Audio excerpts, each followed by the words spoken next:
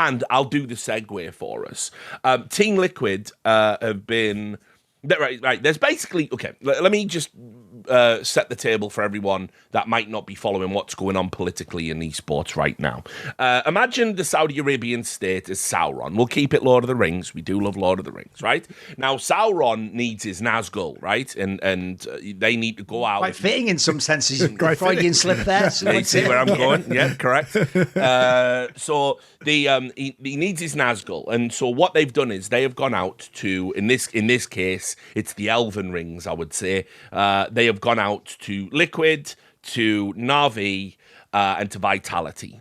And those three organizations are basically, they put the rings on, they become totally evil, totally corrupted, and they are out there essentially proselytizing for why Saudi Arabian money is good and necessary, and esports couldn't exist. We must without join it. with Sauron. Yeah, exactly. Gandalf. What do you want us to do? Not exist? Downsize? Exactly. What do you want? Like, no, we have to be this. So that's what they're doing, and this is what's happened in Counter-Strike in particular, but it's happening across the board. They are the organizations that are they were the ones that pushed to get money paid. They're like, we won't come to your tournaments unless you start paying us appearance fees again. And they were the ones that essentially pushed this. They believe they have to get, if there's more prize money coming in and you won't let us franchise, they're the ones driving it. And they're the ones that are driving the Esports World Cup. And obviously that's especially ridiculous when you consider that the co-CEO of Team Liquid, Steve Arhenset, is a gay man. And we can say that now. For years, he wasn't out publicly. And there was even a drama in the scene where somebody mentioned he was gay, because it's not like Steve's going around trying to... In the industry, it was known. In the industry, it was well known. We all knew. No, but I mean, and by the way, that sounds like there's a connotation there. So just to be clear, we know because Steve would talk about it openly, right? Yeah. It wasn't like he wasn't closed off about it. In the industry, and everybody was very respectful towards his decision about not mentioning it publicly for obvious reasons. Let's put it this way: when it comes to journalistic ethics, one thing you absolutely never ever do. It's why I hated the tawdry rag that was Gorka and celebrated its death. You never out people. You never out people because you don't know what the impact is going to be, in their lives. And also, it's not relevant to the industry in any way, shape, or form. Yeah, absolutely. So anyway, there was the journalist in question had to issue like an apology and a retraction. They deleted the article and any tweets. And we all sat on that and we went, that was a bit of a hairy one. You know what I mean? Fucking accidentally outing somebody. And then, well, wouldn't you know it, Steve decided just about the exact same time people were criticizing Team Liquid for having this deal with the devil, so to speak.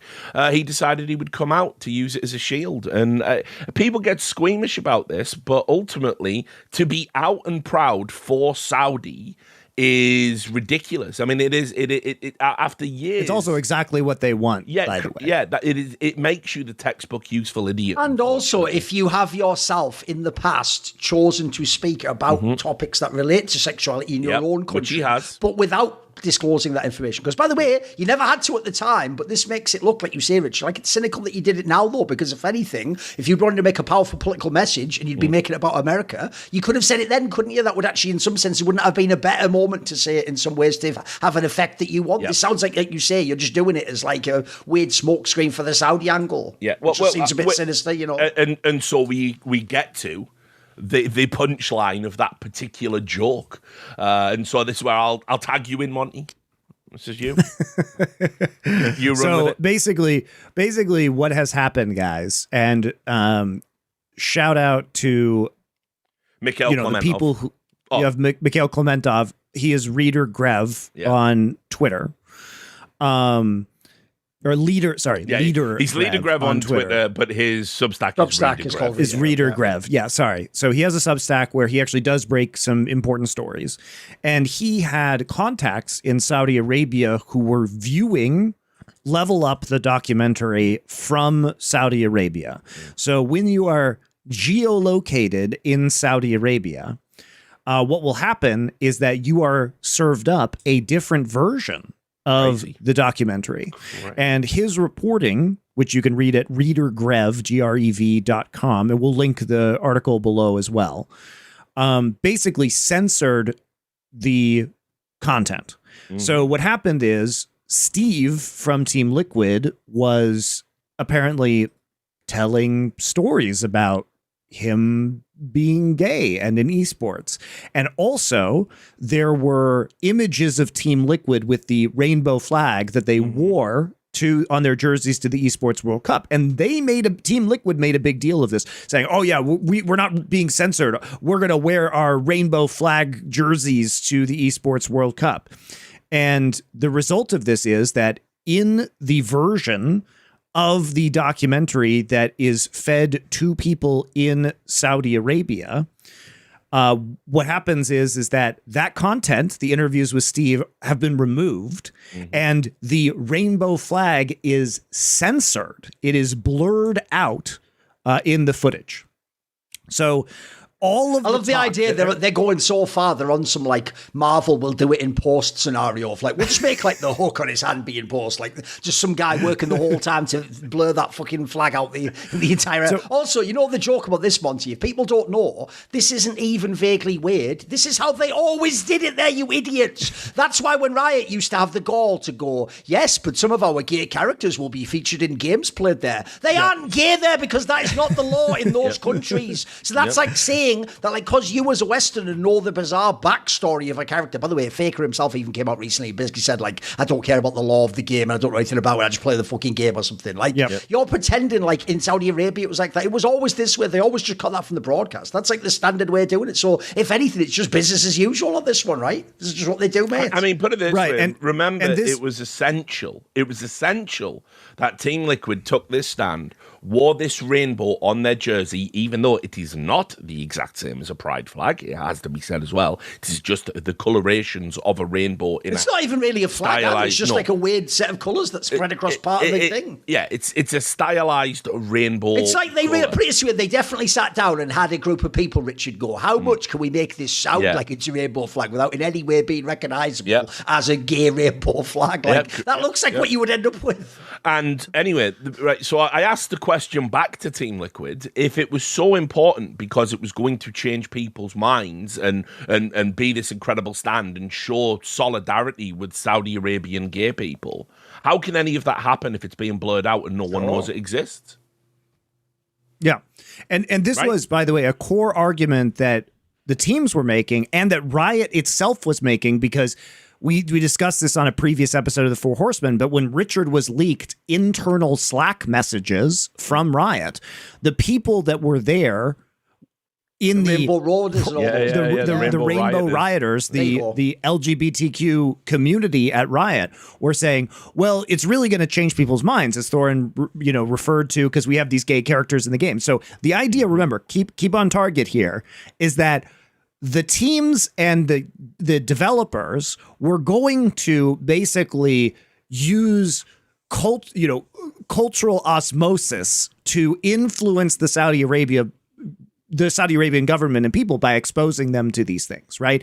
That is the justification for going in there, is that they're changing and we're going to help them change faster. The reality is, as we said would happen and was obviously going to happen, which is that the Saudi Arabian government does not want to change, which is why they are paying this money, because by having these events and doing things like sports washing and bringing Ronaldo over to their soccer team and buying all of professional golf, is that they get to cloak themselves in prestige and also the illusion that they are accepting of these people, because that way there is no pressure to change anything within their own country.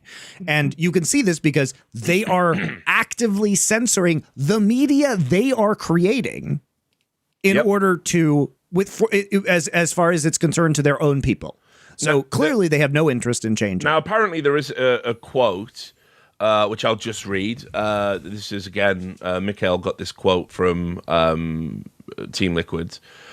they sent them this statement. We are disappointed to learn, upon your request for comment, that the Saudi broadcast of Esports World Cup Level Up has been altered to remove images of our Pride jersey, as well as important parts of our co-CEO, Steve Arnsett's story as a gay man in esports. While we understand that streaming services may change content to comply with local regulations or content policies, we disagree with this kind of censorship and have reached out to the Level Up production team and Amazon to look into the matter. Progress doesn't happen overnight. I don't know if you knew that, guys. But we are hopeful in our conversations around the topic, and we will continue to wear our jersey with pride across the globe, including at the Esports World Cup. So, I mean, ultimately... Stay tuned, by the way, to see if they actually do that this year. Yeah, they will. I don't think that'll change. It's like I say. I think as Duncan said, I think they focus grouped.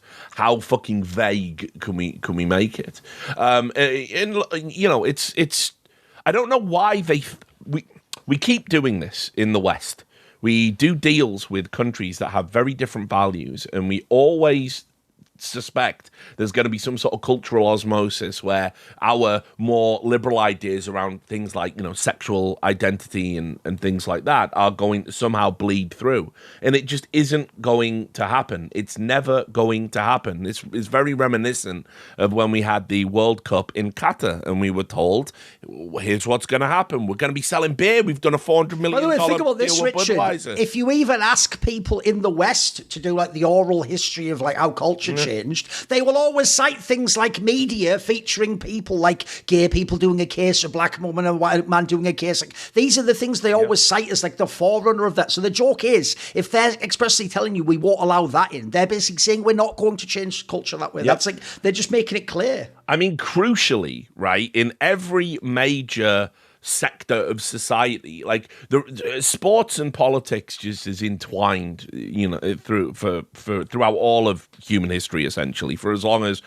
politics as we understand it today and sports as we understand it today have existed. The bread and circuses philosophy. I mean, the Olympics were between city-states in ancient Greece. It was always political. Always. Yeah, absolutely. And you know, this is the same thing here, but it's like it takes somebody from one of those two stratas to essentially take a stand.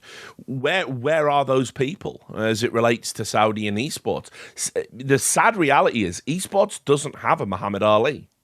Right, it doesn't. We are waiting for that person to make themselves known. We are waiting for somebody to take for a prominent athlete that is excellent at their game to take a very public stand against something that is, you know, and the joke is the kind of person you'd want, Richard, is exactly the people in the fucking pocket of the Saudis. Like, essentially, look, I'm not saying it specifically to them, but I'm using them as an example. You would want it to be like the Tariqs, the fucking Cadrals of the world. These actually, by the way, are way more powerful than players. Like, Faker can't even get the mic anytime he wants. If these people did that, Richard, that would be the fucking game changer. But the joke is, they're the very people the Saudis caught and pay. I've got a good little segue for you on that point, Thorin. In fact, I'm going to send you. Let me just get you this link. I'm going to send you boys a link to look at, and it's just a little picture. It's if you're able to look at it, do. Maybe we can even include it in the recording. It is the opening ceremony co-streamers, right? And you're going to see all of the big names there. You're going to see your Scumps and your Nade Shots and your Tim the Tap Man. Ninja's back. Your old friend, Christopher. Arteezy's in there, right? Box, Kamato, your friend. I didn't even know Box was still streaming. Yeah, he's still around. He doesn't dress up as Riven anymore. Price. You know. Yeah. So, one thing you will notice is they're all male. Now, I seem to recall a time in esports where if you hired exclusively men, hundreds of people would be tweeting about what a disgrace it was. The real comedic element, especially for a world championship, that was a massive deal. TI, CS Major, it was a classic one. The real comedic element to what is happening as it relates to criticism of the Esports World Cup is stances that we have not just made abundantly clear as being where we stand collectively as an industry. They're not happening anymore. But actually, people who have held those opinions in the past are now actively saying the opposite It's not just silence. It's people are coming, oh, well, you just want the best streamers, don't you? And if you combine all the, you just look at it like a meritocracy and you just look at all of those numbers. Like, people are not complaining about this, whereas, Stockholm 2021, I was on the receiving end myself. We both were, Duncan and I. We worked an event where, by the way, as both of us said to PGL at that time, it's ridiculous that this woman wasn't hired, this one wasn't hired. There should have been. It's got nothing to do with gender and just everything to do with competency. Yeah. But I mean, it was ridiculous that it was an all-male cast. But we got told as well, in a very diverse group of men, we got told that the diversity wasn't enough. We got told we were all white. Which is insane. There was Asian people there, dual heritage people there. It was crazy allegation. And as I said, it was coming from a Swede who isn't American and therefore must understand by virtue, of a white French European and a white Serbian European are not the same. But they are not the same ethnically. I mean, you get that, right? Yeah, the skin is white, but they are not the same ethnically, historically, culturally. Yeah, but Americans just can't wrap their head around that. Basically, it's just.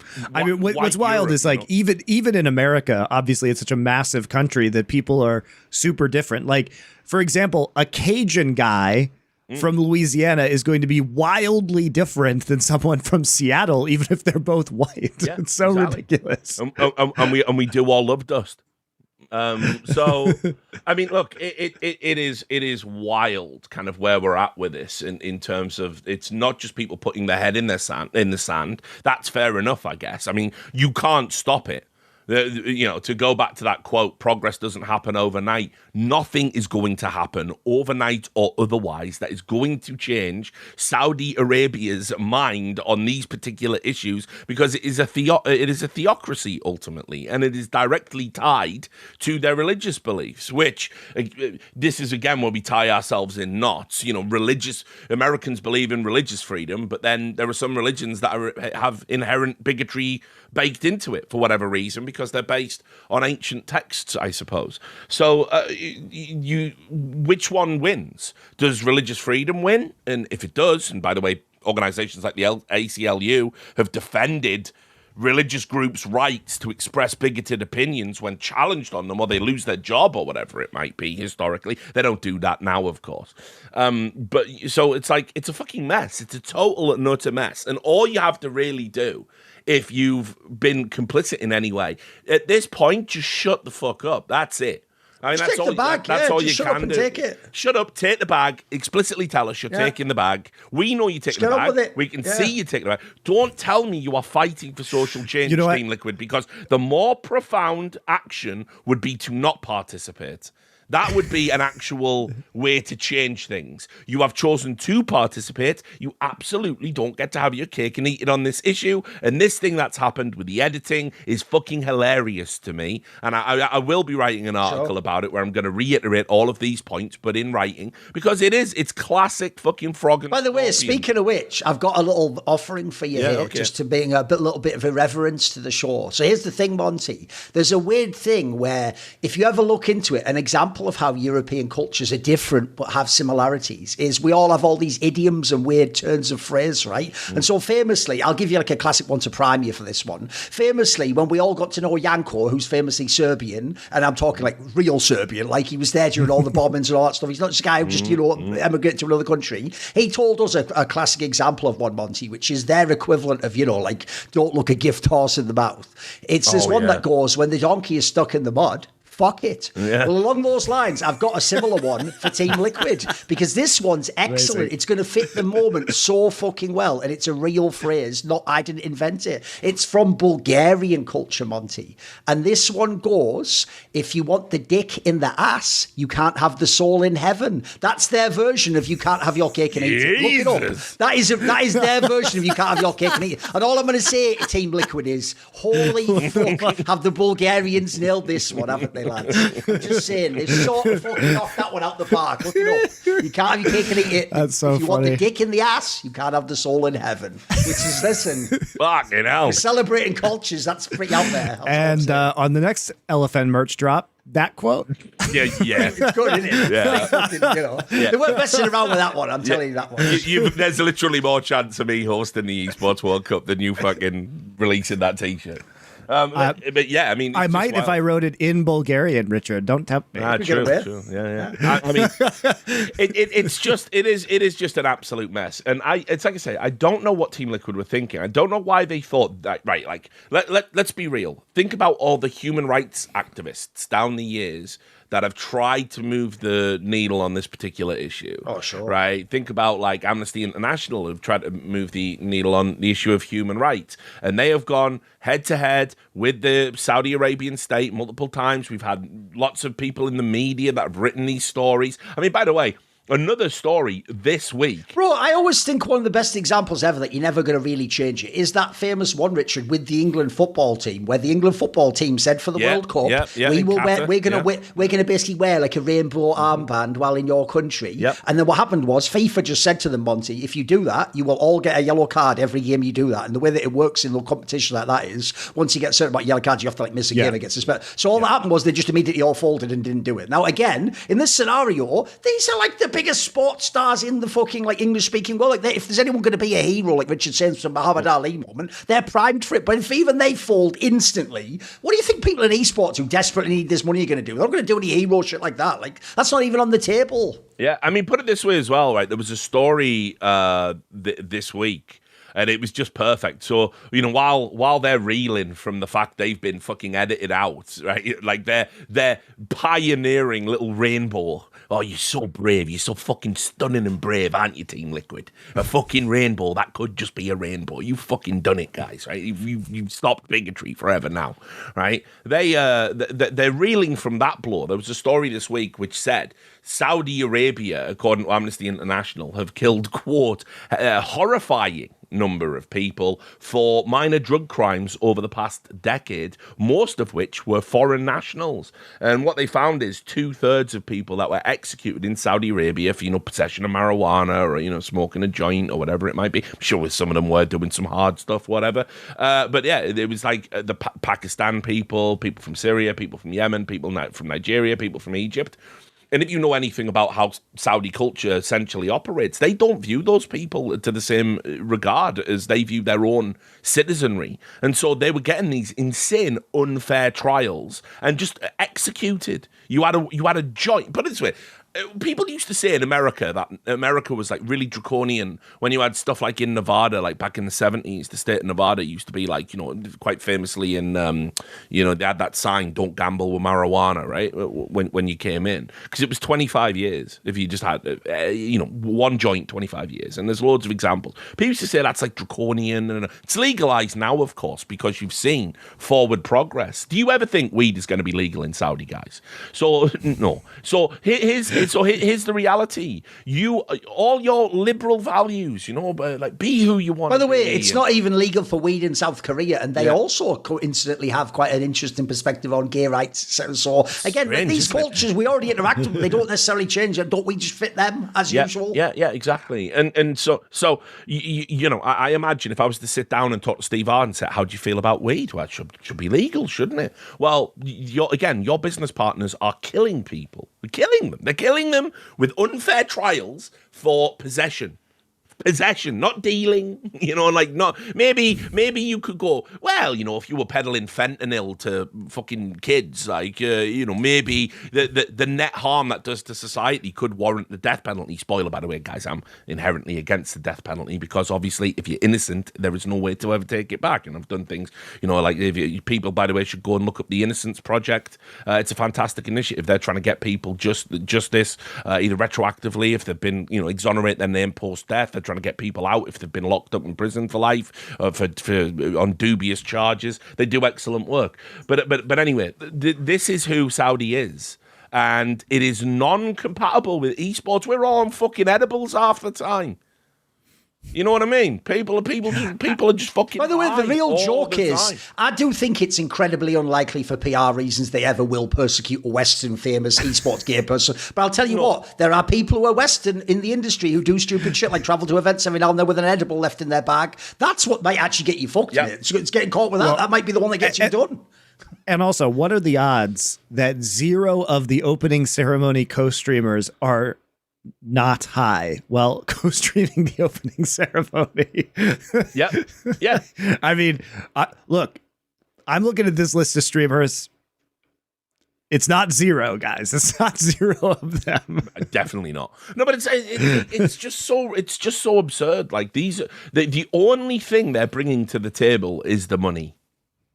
And also, going back to the documentary, it's not even like you're getting a great spectacle, guys. The way they had to cut around the fact that there was no one in the crowd is laughable. I am convinced many of the applause noises, I'm convinced it's stock. I don't even think that's real, because like there are like they zoom in on it, like they zoom in so close. It's like the old trick they do in esports, where if you don't sell out a stadium, you corral everyone into one stand, so you get that shot of the stand being full. You know, you don't do the full sweep and show the empty seats. That's the one you show whenever you do a cutaway to the crowd, because there's so many people there, and that's essentially what they have to zoom right in, and it's like 20 dudes going, yeah, let's go Falcons, yeah.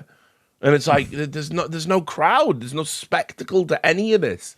It's just a big, ridiculous, gaudy fake. Which is also one of the reasons it's sports washing, because if this event was serious, they wouldn't need to have it take place in Riyadh. The only reason it takes place in Riyadh is for the sports washing to make Riyadh look good. Otherwise, they can just hold it in a place where there are actual esports fans. There's not some sort of law that Esports World Cup must happen in Saudi Arabia. That's ridiculous. Yeah, not at all. It's literally just an exercise in I don't even understand, like this you're not going to make any money off this. That's never Saudi's concern, but this is such a tiny, small, stupid niche thing. You've used it to backdoor your way into the Olympics. There's no need to be doing any of this now. Like, you should just end the Esports World Cup. You've achieved your goals. This isn't gonna we'll see if it lasts. This isn't gonna compared to golf, compared to like MMA, compared to boxing, like WWE, compared to wrestling, yeah, like we are so small fry compared to the other industries that Saudi are taking over. And by the way, they're making inroads into Formula One as well. You know, it's like they football totally took over football. I mean, it's not just that they're going to have the World Cup and they're running this dog shit esports, running this World Club Cup thing in the middle of it. But also as well, they want to have Saudi Arabian teams from their league, where they've been spending a ton of money and football has been getting a ton of pressure. Like Henderson, your boy from fucking Liverpool, who he actually said this phrase, Monty. He said, "I've always been a good ally to gay people. I wore the rainbow laces." That's what he said. He had rainbow laces on his What a cleats. hero. A hero for the people. Again, it's like, you remember when Muhammad Ali went to prison because he didn't want to kill Vietnamese people? Because he didn't like Vietnam. Yeah, it's like, you know. So anyway, they now want to have Saudi Arabian teams competing in the Champions League, which is a European event. It's exclusively a European event with European teams. And by the way, we kicked Russian teams out of it. Right, we kicked the Russian teams out because of the invasion of the Ukraine. But like, if you want to just bomb kids to death in Yemen, I guess that's fine.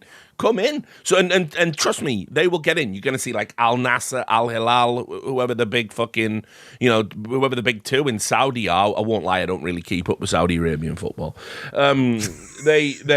They're going to be in European competition very, very soon. They'll probably do it prior to the World Cup as a ramp in, so people get saturated with Saudi Arabian culture and Saudi Arabian football identity. You're not gaining anything from esports. Like, don't think for a second they're not going to drop this, because they are going to drop this. Yeah, they will. 100%, yeah. See more cool, funny, interesting clips based on topics from my content? Well, subscribe to this channel then, or, be a pleb and don't.